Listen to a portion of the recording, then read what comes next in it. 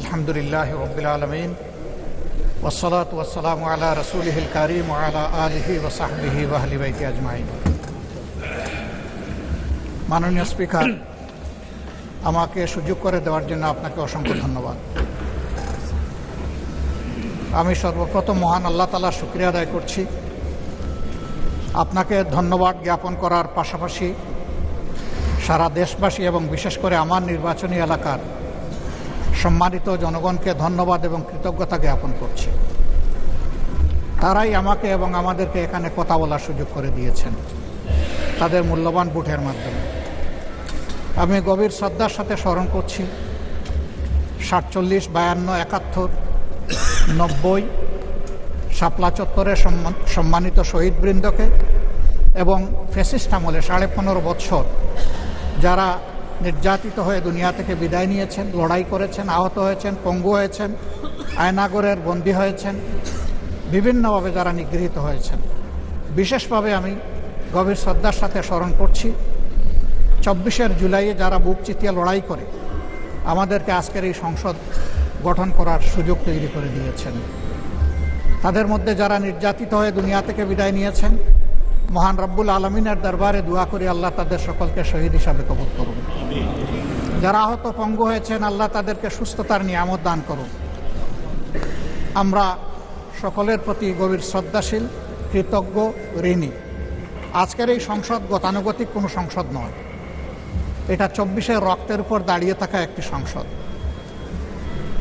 আজকে আপনি এই মহান সংসদের স্পিকার বা অভিভাবক নির্বাচিত হয়েছেন এবং আপনার সাথে ডেপুটি স্পিকার হিসেবে জনাব কায়সার কামাল সাহেব নির্বাচিত হয়েছেন। আমরা দুইজনকেই অভিনন্দন জানাই। মাননীয় স্পিকার, বাংলাদেশের স্বাধীনতার পরপর 55টি বৎসর আমরা অতিক্রম করে এসেছি। এই দেশের সংসদ এবং সংসদীয় রাজনীতি সত্যিকার অর্থে খুব কম সময়ে কার্যকর ছিল। অল্প যেটুকু সময় ছিল জনগণ তার সুবিধা পেয়েছে। বেশিরভাগ সময় ফ্যাসিজমের কবলে পড়ে এই সংসদ ছিল অনেকটা দামি সংসদ, অকার্যকর।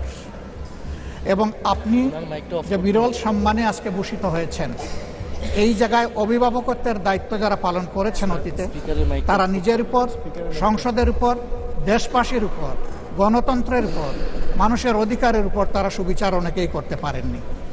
আমরা আশা করি আপনার এই অভিভাবকত্বের জায়গা থেকে আপনি যদিও একটা দল থেকে নির্বাচিত হয়ে সংসদে এসেছেন, কিন্তু ইতিমধ্যেই আপনি ঘোষণা দিয়েছেন যে আপনি জাতীয়তাবাদী দলের স্থায়ী কমিটির সদস্য পদ থেকে পদত্যাগ করেছেন। এখন আপনি সকলের। আমরা মনে করি আপনার কাছে সরকারি দল এবং বিরোধী দল আলাদা কিছু হবে না। আপনার কাছে আমরা সুবিচার পাব, জাতির কল্যাণে যে কথাগুলো বলতে চাইব সেই কথাগুলো বলার সুযোগ আপনার কাছ থেকে পাব। আপনার নেতৃত্বে এটি একটি গতিশীল সংসদ হবে, এটা আমরা আশা করতে চাই। আমরা আশা করতে চাই অতীতে যে মন্দ নজির সৃষ্টি হয়েছে বিভিন্ন সময়, এটি নতুন করে আর হবে না। আজকের এই সংসদে অনেক তরুণ সদস্য এখানে আজকে এসেছেন। আমিও বয়সে একটু বেশি হলেও আমিও তরুণ। আমার জীবনে এটা প্রথমে এই সংসদে ঢোকা, সুতরাং আমিও তরুণদের একজন। সেই তরুণরা যারা এখানে প্রাজ্ঞ আছেন, অতীতে যারা এই মহান সংসদের সদস্য বারবার নির্বাচিত হয়েছেন, তাদের কাছ থেকে আমরা ভালো কিছু শিখব।